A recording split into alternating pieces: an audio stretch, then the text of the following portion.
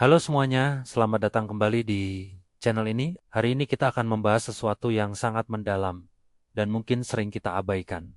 Belajar memaafkan diri sendiri. Pernah nggak sih kamu merasa terjebak dalam penyesalan, merasa bersalah atas kesalahan di masa lalu, atau mungkin kecewa karena nggak bisa memenuhi ekspektasi diri sendiri? Kalau iya, kamu nggak sendirian. Perasaan ini wajar banget.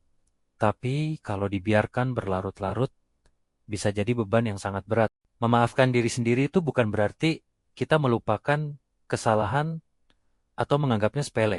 Justru sebaliknya, ini adalah langkah pertama untuk benar-benar berdamai dengan masa lalu dan move on. Ini adalah bentuk cinta pada diri sendiri yang paling tulus. Tapi jujur deh, memaafkan orang lain kadang terasa lebih mudah daripada memaafkan diri sendiri. Ya kan? Kenapa begitu? Biasanya ini karena kita punya standar yang super tinggi untuk diri kita sendiri. Kita adalah kritikus paling keras bagi diri kita. Kita merasa seharusnya kita lebih tahu. Seharusnya kita bisa lebih baik. Pikiran-pikiran seharusnya inilah yang seringkali mengikat kita pada rasa bersalah. Kita lupa bahwa kita ini manusia. Manusia itu tempatnya salah dan lupa. Kita semua sedang dalam proses belajar, dan kesalahan adalah bagian tak terpisahkan dari proses itu. Coba deh bayangkan, kalau teman baikmu melakukan kesalahan yang sama dengan yang kamu lakukan, apa yang akan kamu katakan padanya? Kemungkinan besar kamu akan bilang, nggak apa-apa kok, semua orang bisa salah. Yang penting kamu belajar dari sini, kamu akan memberinya dukungan dan semangat. Nah, sekarang pertanyaannya, kenapa kita nggak bisa memberikan kebaikan yang sama untuk diri kita sendiri? Langkah pertama untuk memaafkan diri sendiri adalah dengan menerima. Menerima bahwa kita telah melakukan kesalahan. Menerima bahwa kita tidak sempurna. Menerima perasaan sakit, kecewa, dan malu yang muncul. Jangan dilawan, jangan dihindari. Rasakan saja semua emosi itu. Izinkan dirimu untuk merasakannya tanpa judgement. Ini adalah bagian dari proses validasi emosi yang sangat penting untuk penyembuhan. Setelah kita bisa menerima, langkah selanjutnya adalah memahami. Coba deh kita mundur sejenak dan lihat situasinya dengan lebih objektif. Kenapa kita membuat keputusan itu waktu itu? Informasi apa yang kita miliki? Kondisi emosional kita seperti apa? Seringkali kita akan menemukan bahwa keputusan yang kita buat saat itu adalah yang terbaik yang bisa kita lakukan dengan sumber daya dan pemahaman yang kita miliki pada saat itu. Ini bukan untuk mencari pembenaran, tapi untuk mendapatkan perspektif dan belas kasihan pada diri kita yang dulu. Contohnya nih, mungkin dulu kamu pernah gagal dalam sebuah proyek penting di pekerjaan. Kamu terus menyalahkan diri sendiri. Kenapa aku sebodoh itu? Kenapa aku nggak lebih teliti?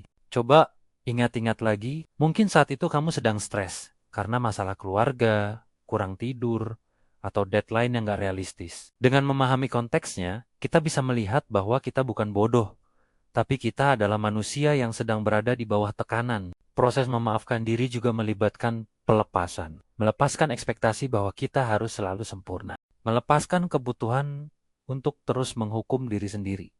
Salah satu cara praktisnya adalah dengan menulis, coba tulis surat untuk dirimu sendiri. Tuliskan semua kesalahan yang membebanimu.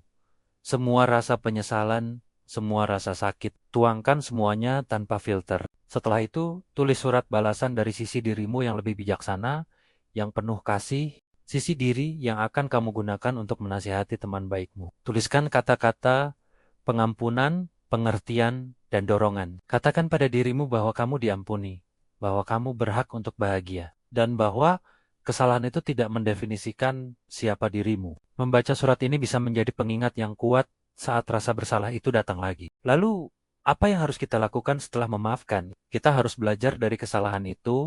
Memaafkan diri bukan berarti kita boleh mengulangi kesalahan yang sama terus-menerus.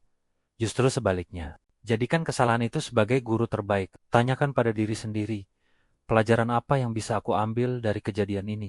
Apa yang bisa aku lakukan secara berbeda di masa depan? Dengan begitu, kesalahan yang tadinya menjadi beban, kini berubah menjadi aset berharga untuk pertumbuhan dirimu. Misalnya, kamu menyesal karena dulu boros dan sekarang terlilit utang. Setelah memaafkan dirimu atas keputusan finansial yang buruk di masa lalu, langkah selanjutnya adalah membuat rencana. Belajar tentang manajemen keuangan, buat anggaran, dan berkomitmen untuk memperbaikinya. Ini adalah cara mengubah penyesalan menjadi tindakan positif. Tindakan nyata ini akan memperkuat rasa percaya dirimu dan membuktikan bahwa kamu serius untuk berubah. Ingat teman-teman, proses ini nggak instan. Memaafkan diri sendiri adalah sebuah perjalanan, bukan tujuan akhir. Akan ada hari-hari di mana rasa bersalah itu muncul kembali. Dan itu nggak apa-apa. Saat itu terjadi, bersikaplah lembut pada dirimu.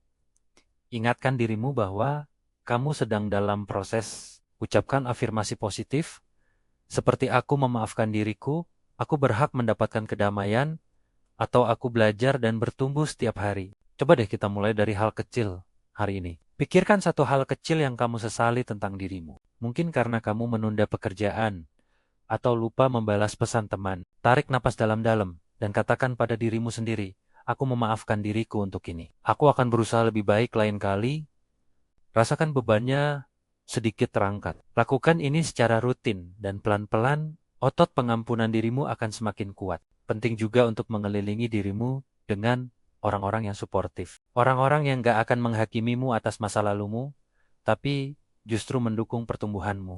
Jika perasaan bersalah ini terasa terlalu berat dan mengganggu kehidupan sehari-hari, jangan ragu untuk mencari bantuan profesional seperti psikolog atau konselor. Mereka bisa memberimu alat dan panduan yang tepat untuk membantumu melewati proses ini. Mencari bantuan adalah tanda kekuatan, bukan kelemahan. Pada akhirnya, memaafkan diri sendiri adalah hadiah terbesar yang bisa kita berikan untuk diri kita. Ini adalah kunci untuk melepaskan belenggu masa lalu dan membuka pintu menuju masa depan yang lebih cerah, lebih ringan, dan lebih damai. Kita semua layak mendapatkan kedamaian itu. Kita semua layak mendapatkan kesempatan kedua dari orang yang paling penting, diri kita sendiri. Terima kasih banyak sudah menonton video ini sampai selesai. Aku harap pembahasan kita hari ini bisa memberikan perspektif baru dan sedikit kelegaan bagi kalian yang sedang berjuang. Jangan lupa untuk like, komen, dan subscribe ya, supaya kita bisa terus belajar dan bertumbuh